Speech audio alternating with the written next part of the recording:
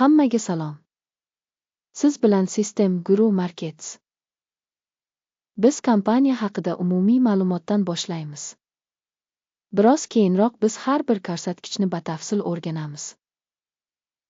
Agar kerak bo'lsa, videoni to'xtatib qo'yishingiz mumkin. Sizni korporatsiyaning har bir ko'rsatkichini diqqat bilan o'rganishni taklif qilamiz. Endi biz kompaniyaning joriy fundamental ko'rsatkichlarini tahlil qilamiz. CHR-O. Ko'rib chiqish 2025 yil 15 apreldagi ma'lumotlarga asoslanadi. Tasnifiga ko'ra Guru Markets kompaniya CHR-Adir pastki toifaga kiradi. Advertising baholashda 50 ta tashkilot ishtirok etadi. Bu juda vakildir. Videoning oxiridagi buyurtmalar jadvaliga qarang. Kompaniya uchun jami 10 balldan 8 ball. Pastki kategoriya uchun o'rtacha natija 1-8 ball. Agar siz juda keng ko'rib chiqsangiz, jami AQSh fond bozorida. Jami butun bozor bo'yicha o'rtacha natija 1-9 ball ekanligini ko'rishingiz mumkin. Kompaniya uchun 8 ball reytingga qarshi CHR-Adir. Kompaniya aksiyalari narxining harakatini taqqoslash CHR va kichik toifadagi kompaniyalar. Ko'ramiz, so'nggi 12 oy ichida kompaniya aksiyalari CHR-20% lik dinamikani ko'rsatdi. Kichik toifadagi narxlarning o'zgarishiga qarshi -23.5%. Bu hech narsani aniq ko'rsatmaydi, lekin bu haqiqatni e'tiborga olish kerak. Korporatsiyaning bozor kapitallashuvi CHR-Adir 52 milliard dollarga baholangan.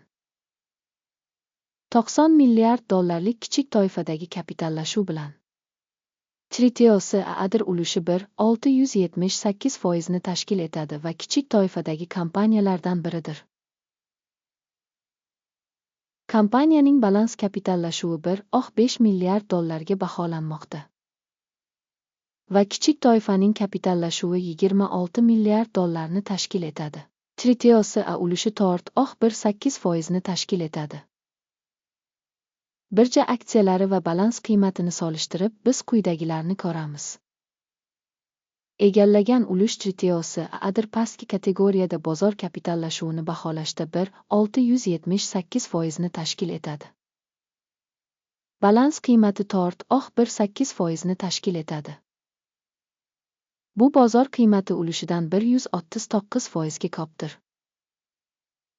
Kompaniyaning kichik toifadagi bozor va balans qiymatidagi ulushini baholash yaxshi 1 ball. Kompaniyaning moliyaviy majburiyatlari 105 milliard. Balans kapitallashuvi bo'yicha moliyaviy majburiyatlar kapitalning 10% ni tashkil qiladi. Kompaniyaning qarzlari bo'yicha natija yaxshi 1 ball.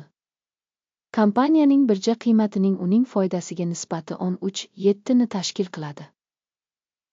Kichik toifadagi o'rtacha ko'rsatkich 36 ni tashkil etadi va bu kichik toifadagidan 55% ga past.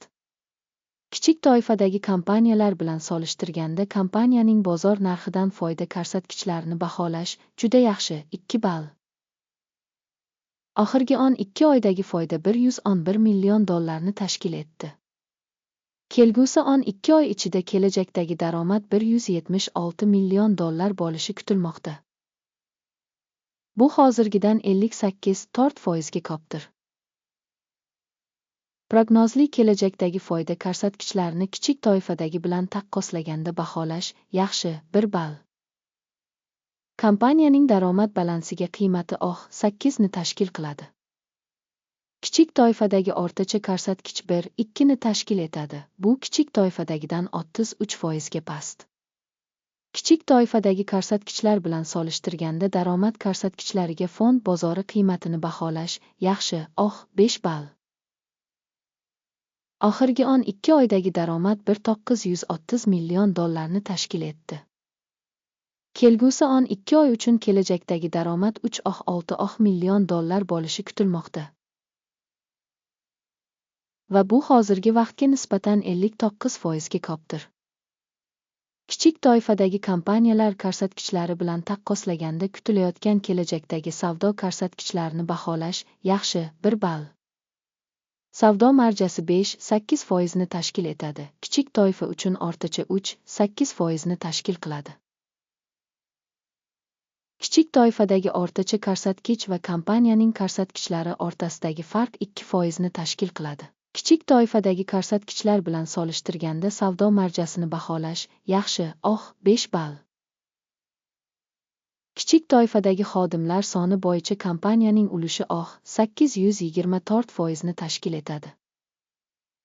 Bu bozor kapitallashuvi ulushidan 104% ga kam. Va bu kompaniyaning joriy bozor qiymatidagi nomutanosiblikni ko'rsatadi. Ehtimol qayta baholash tomon. Kompaniyaning har bir xodimi uchun bozor kapitali miqdori $432 ming ga teng. Kichik turkumda esa $212 ming bor. Kichik toifadagi o'rtacha ko'rsatkich va kompaniya ko'rsatkichlari o'rtasidagi farq 103-8% tashkil etadi. Bir xodimga to'g'ri keladigan bozor kapitali hajmini kichik toifadagi ko'rsatkichlar bilan taqqoslaganda baholash chidash mumkin 10 ball. Bir xodimga to'g'ri keladigan foyda miqdori $31.7 ming ni tashkil etadi. Kichik toifadagi o'rtacha $6-9 ming ni tashkil etadi.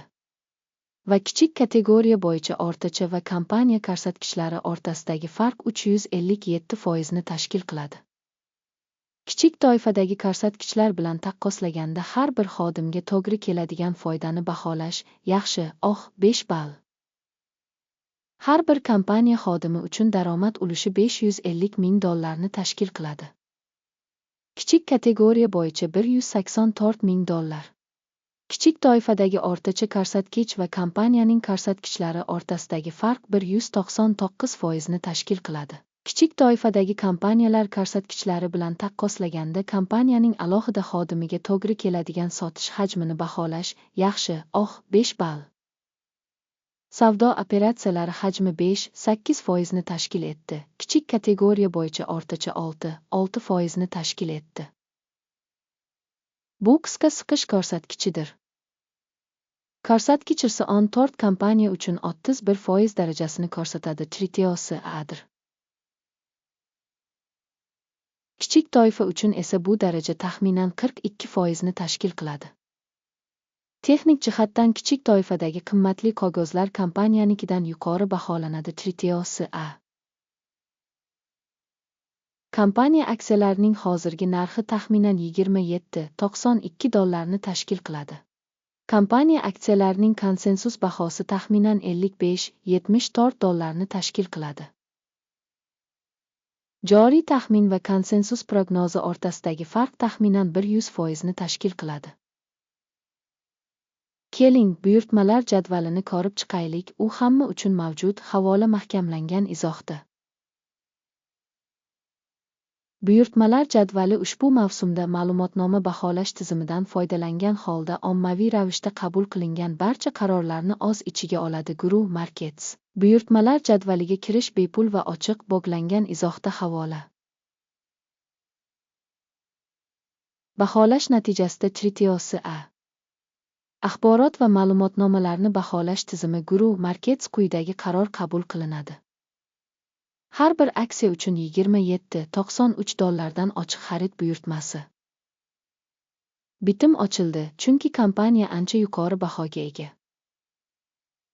Kompaniyani baholash metodologiyasi hokim indeksdan foydalangan holda amalga oshirildi. Foyda olish 31.44 da belgilangan. Stop loss 24.42 da belgilangan. Agar buyurtma foyda olish yoki zararni to'xtatish bilan yopilmasa. Bu holda bitim 2025 yil 15 maydagi birja sessiyasi oxirida mustaqil ravishda belgilanadi. Yoki ushbu sanadan oldingi oxirgi savdo kunida. Tichker, QAD, qarama-qarshi savdosi hisoblanadi. Balans tartibidagi video bu kanalda bo'ladi yoki allaqachon e'lon qilingan. Buyurtmalardan birini yopishda asosiy yoki balanslash. Ikkinchi buyurtma avtomatik ravishda yopiladi. Ushbu videoni tomosha qilganingiz va ma'lumotnoma tizimidan foydalanganingiz uchun katta rahmat Guru Markets. Siz butun sayyoradagi eng zo'r tomoshabinsiz.